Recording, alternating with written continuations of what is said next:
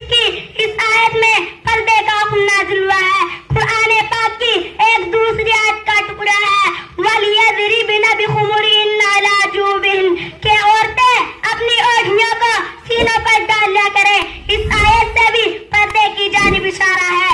मगर दोस्तों, जब मज़हब इस्लाम के रोशन सितारों से कुफ्र व इल्हाद, जुल्म व जहालत के बादल छटे, बेगैरती और बेहयाई की तारीकियां खत्म हुई, कुरान पाक के अदल व इंसाफ से बातिल के लहराते झंडे गिर पड़े, मजलूमों और बेकसों को मसावत और बराबरी का दर्जा मिला।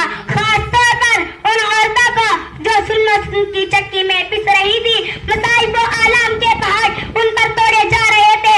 इस्लाम ने उनको जिल्लत व पस्ती के गार से निकालकर बुलंदी पर पहुंचाया। ज़हूर इस्लाम से लेकर सदियों तक मुसलमान औरतों की बड़ाई के गीत गाए जाते रहे।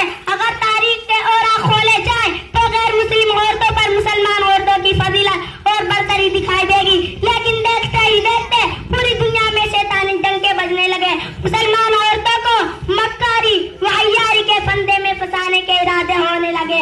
मुसलमान औरत को उसके घर की चार दीवारी से निकालकर शरेआम पर बदनाम और रुस्वा करने की इन तक कोशिश की गई है। इसे शमीअ महफिल बनाकर दरिंदे सिफत इंसानों के हवाले किया गया है। पर्दे की मुखालिफत लाखों शख्स आसिया कर दिए गए हैं।